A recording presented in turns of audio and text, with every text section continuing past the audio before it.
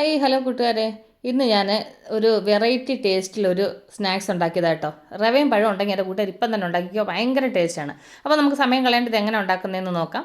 അതിനുവേണ്ടി ഞാനൊരു പാനടപ്പയിലോട്ട് വെച്ച് ഇതിലേക്ക് 1 കപ്പ് ശർക്കര ഇട്ട് കൊടുക്കുന്നുണ്ട്. എന്നിട്ട് ഇതൊന്ന് പാനിയാക്കി എടുക്കണം. എന്നിട്ട് അപ്പോൾ ഒന്ന് തിളച്ചിട്ടുണ്ട്. തിളച്ചപ്പോഴത്തേക്കും ശർക്കരയിൽ നന്നായിട്ട് മെൽറ്റ് ആയിട്ടുണ്ട്. ഇനി ഒന്ന് തണുത്ത് കഴിയുമ്പോൾ നന്നായിട്ടൊന്ന് അരിച്ചെടുക്കണം.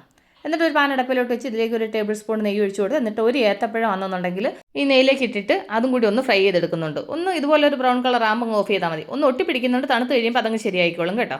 അത് കഴിഞ്ഞിട്ട് ഒരു മിക്സിയുടെ ജാറിലേക്ക് ഞാൻ ഒരു ഏത്തപ്പഴം ഇതുപോലെ ചെറുതായിട്ട് മുറിച്ചിട്ട് കൊടുക്കുന്നുണ്ട്. എന്നിട്ട് ഇതിൽ വെള്ളമൊന്നും ചേർക്കാൻ നന്നായിട്ടൊന്ന് അരച്ചെടുക്കണം. എന്നിട്ട് ഒരു ബൗൾ എടുത്ത് ഇതിലേക്ക് 1 കപ്പ് റവ, ഞാൻ വറുത്ത റവയാണ് എടുത്തേക്കുന്നത്. എന്നിട്ട് നമ്മൾ അരച്ച ഏത്തപ്പഴം കൂടെ അതിൻ്റെ കൂടെ ചേർത്ത് കൊടുക്കുന്നുണ്ട്. എന്നിട്ട് അതിൻ്റെ കൂട്ടത്തിൽ ഒരു 1/2 കപ്പ് തേങ്ങയും കൂടെ ചേർത്ത് കൊടുക്കുന്നുണ്ട്. എന്നിട്ട് ഒരു 1/2 ടീസ്പൂൺ ഏലക്ക പൊടിച്ചത്, എന്നിട്ട് ഒരു പിഞ്ച് ഉപ്പ്. അത് കഴിഞ്ഞിട്ട് നമ്മൾ അരിച്ച് വെച്ച ശർക്കര പാനി ഉണ്ടല്ലോ, അത് കുറേശ്ശെ ചേർത്തിട്ട് നമുക്കിതൊന്ന് മിക്സ് ചെയ്തെടുക്കണം. ഒരുമിച്ച് ചേർക്കണ്ട, അപ്പോൾ നമുക്കിതിൻ്റെ അളവ് മനസ്സിലാവത്തില്ല. അതുകൊണ്ട് കുറേശ്ശെ ചേർത്തിട്ട് മിക്സ് ചെയ്താൽ മതി. നമുക്കൊരു ഇഡ്ഡലി മാവിൻ്റെ പരുവത്തിലാണ് ഇത് മിക്സ് ചെയ്തെടുക്കേണ്ടത്. ഈ ഒരു പരുവത്തിൽ മിക്സ് ചെയ്തെടുക്കണം. കണ്ടില്ലേ?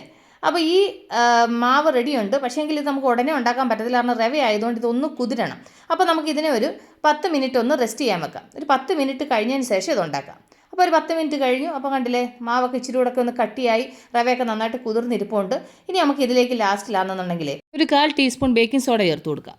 അപ്പോൾ എന്നിട്ട് അതുകൂടെ മിക്സ് ചെയ്തിട്ട് നന്നായിട്ട് സോഡ ഇതിൻ്റെ കൂടെ നന്നായിട്ട് മിക്സ് ആവണം കേട്ടോ. അതുകൊണ്ട് ഒരു 2 മിനിറ്റ് നന്നായിട്ട് മിക്സാക്കി എടുക്കണം. അപ്പോൾ നന്നായിട്ടത് മിക്സാക്കി എടുത്തു. എന്നിട്ട് ഞാനൊരു പാത്രം, ഇതുപോലെ സ്റ്റീൽ പാത്രത്തിനകത്ത് ഒരു തുള്ളി നെയ്യ് ഇങ്ങനെ തേച്ച് കൊടുത്തു.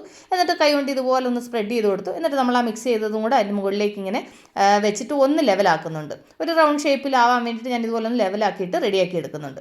കണ്ടില്ല? അപ്പോൾ ഈ ഒരു പരുവത്തിൽ ലെവലാക്കി എടുത്തു. എന്നിട്ട് അതിൻ്റെ മുകളിലേക്ക് നമ്മൾ വറുത്ത് വെച്ച ഏത്തപ്പഴവും അതിൻ്റെ കൂട്ടത്തിൽ ഞാൻ ഇച്ചിരി നട്ട്സും കൂടെ കട്ട് ചെയ്ത് ചേർക്കുന്നുണ്ട്. ഇച്ചിരി ബദാമും മുന്തിരിങ്ങയും അതുപോലെ തന്നെ ഈന്തപ്പഴം. അതെൻ്റെ കൂട്ടുകാരത്തുണ്ടെങ്കിൽ ചേർക്കുക, ഇല്ലെന്നുണ്ടെങ്കിൽ സ്കിപ്പ് ചെയ്തേരെ. എൻ്റെ അടുത്ത് ഇത് ഉണ്ടായതുകൊണ്ട് ഞാൻ നട്ട്സുകൾ കട്ട് ചെയ്ത് ചേർത്തേ. നിങ്ങളുടെ അടുത്ത് ഏതാ ഉള്ളത് അത് കട്ട് ചെയ്ത് ചേർത്താൽ മതി കേട്ടോ. ഇതിൻ്റെ മുകളിൽ ഇങ്ങനെ നട്ട്സ് കട്ട് ചെയ്തിടുമ്പോൾ കാണാനൊരു ഭംഗിയല്ലേ. എന്നിട്ട് ഇത് ഇഡ്ഡലി പാത്രത്തിൽ ആവിയിലൊന്ന് വേവിക്കണം. അപ്പോൾ ഞാൻ ഓൾറെഡി ഇഡ്ഡലി പാത്രത്തിനകത്ത് വെള്ളം തിളപ്പിക്കാൻ വെച്ചിട്ടുണ്ട്. അപ്പം വെള്ളം നന്നായിട്ട് തിളയ്ക്കുന്നുണ്ട്. അപ്പോൾ നമുക്കിത് ഇഡ്ഡലി പാത്രത്തിലേക്ക് ഒന്ന് ഇറക്കി വെച്ച് നമുക്ക് അടച്ച് വെച്ചിട്ട് ഒരു 15-20 മിനിറ്റ് ഇത് വേവിക്കണം. അപ്പോൾ ഒരു 15-20 മിനിറ്റ് ആയി കഴിയുമ്പോഴത്തേക്കും നമ്മുടെ സ്നാക്ക് റെഡിയാകും. വൈകുന്നേരം സമയങ്ങളിലൊക്കെ കുഞ്ഞുങ്ങൾക്ക് ചായയുടെ കൂടെ കൊടുക്കാൻ ഏറ്റവും നല്ലതാണ് കേട്ടോ. അപ്പോൾ ഒരു 15 മിനിറ്റ് കഴിയിട്ട് അത് കഴിഞ്ഞ നമുക്കിത് വെന്തോന്ന് നോക്കാം. അപ്പോൾ ഒരു 15 മിനിറ്റ് കഴിഞ്ഞു. അപ്പോൾ നമ്മളുടെ സ്നാക്ക് റെഡി ആയോ നോക്കാം. നല്ല ഹെൽത്തി ആയിട്ടുള്ള സാധനങ്ങളാട്ടോ, പഴവും ഡേറ്റ്സും അതുപോലെ ഞങ്ങളുടെ സാധനങ്ങളെല്ലാം ഇതിനകത്ത് ചേർത്തേക്കുന്നത്. കുഞ്ഞുങ്ങൾക്കൊക്കെ ധൈര്യമായിട്ട് ഉണ്ടാക്കി കൊടുക്കുകയും ചെയ്യാം. അപ്പോൾ നന്നായിട്ട് വെന്തിട്ടുണ്ട്. അപ്പോൾ നമുക്കിതൊന്ന് താഴോട്ട് എടുത്ത് വെക്കാം. നല്ല ചൂടാണ് കേട്ടോ. അപ്പോൾ ഞാനൊന്ന് തുണിയിൽ പിടിച്ചിട്ടെടുത്ത് താഴോട്ട് വെക്കാമെന്ന് വിചാരിച്ചു. അപ്പോൾ ഇനി ഇത് നന്നായിട്ടൊന്ന് തണുക്കണം. അപ്പോൾ നമുക്കിതിനെ തണുക്കാൻ വിട്ടാലോ. അപ്പോൾ ഇത് തണുക്കുന്ന സമയം എന്ന് പറഞ്ഞാൽ ഒരു 1/4 മണിക്കൂറോളം ആവും. അല്ലെന്നുണ്ടെന്നുണ്ടെങ്കിൽ നമ്മൾ എടുക്കുമ്പോൾ പൊടിഞ്ഞു പോകും. അപ്പോൾ ഇതൊന്ന് തണുക്കുന്ന നേരത്തിന് എനിക്ക് ചെറിയൊരു ഷോപ്പിംഗ് ഉണ്ട്. അപ്പോൾ ഇത് തണുക്കുന്ന നേരത്തിന് ഞാൻ പോയൊന്ന് പർച്ചേസിങ് കഴിഞ്ഞിട്ട് വരാം. അപ്പോൾ ഞാൻ ഷോപ്പിംഗ് ഒക്കെ കഴിഞ്ഞ് തിരിച്ച് വന്നപ്പോഴത്തേക്ക് ഇത് നന്നായിട്ട് തണുത്തിരിപ്പുണ്ട് കേട്ടോ. ഇനി നമുക്കിത് സ്പൂൺ വെച്ചിട്ട് ഇതുപോലെ ഇങ്ങനെ ഇളക്കിയെടുക്കാം. കാരണം നമ്മൾ നെയ്യ് പരട്ടിയിട്ട് നമ്മൾ വെച്ചത് കൊണ്ടുണ്ടല്ലോ, ഇളക്കിയെടുക്കാൻ കഷ്ടമൊന്നുമില്ല. ഇതുപോലെ ഇനി ഇളക്കിയെടുത്താൽ മതി. കണ്ടില്ലേ? ഒരു കിണ്ണിയപ്പം പോലെയുണ്ട്. പക്ഷേ നല്ല ടേസ്റ്റാണ്, നല്ല ഹെൽത്തി ആയിട്ടുള്ള സാധനങ്ങളാണ് ഇതിനകത്ത് ചേർത്തേക്കുന്നതിൻ്റെ കൂട്ടുകാർ കണ്ടല്ലോ. ഇത് മക്കൾക്കൊക്കെ ഉണ്ടാക്കി കൊടുത്താൽ ഇഷ്ടപ്പെട്ട് കഴിക്കും കേട്ടോ. അപ്പോൾ നമുക്കിതൊന്ന് മുറിച്ച് നോക്കിയാലോ. നമ്മളെല്ലാം കിണ്ണിയപ്പമൊക്കെ മുറിക്കുന്നത് പോലെ മുറിച്ചാൽ മതി കേട്ടോ. കാരണം വെച്ച് കഴിഞ്ഞാൽ ഇതിനകത്ത് റവയൊക്കെ ചേർത്ത് വെക്കുന്നു, റവ, ശർക്കര, അങ്ങനെയുള്ള സാധനങ്ങളൊക്കെ അല്ലേ ചേർത്തേക്കുന്നത്.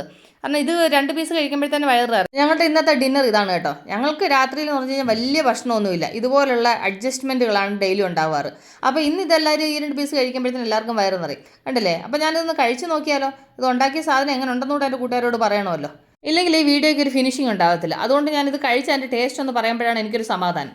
അപ്പോൾ നല്ല അടിപൊളി ടേസ്റ്റാണ്. നമ്മളത് കഴിക്കുമ്പോഴാണെങ്കിൽ നമ്മുടെ ആ വായിലാണെന്നുണ്ടെങ്കിൽ ആ പഴം അങ്ങനെ കടിക്കുന്നുണ്ട്. അപ്പോൾ എൻ്റെ കൂട്ടുകാർ ട്രൈ ചെയ്യുന്നുള്ള വിശ്വാസത്തോട് വീഡിയോ വൈൻഡപ്പ് ചെയ്യണം. അപ്പോൾ okay, take care, bye, see U.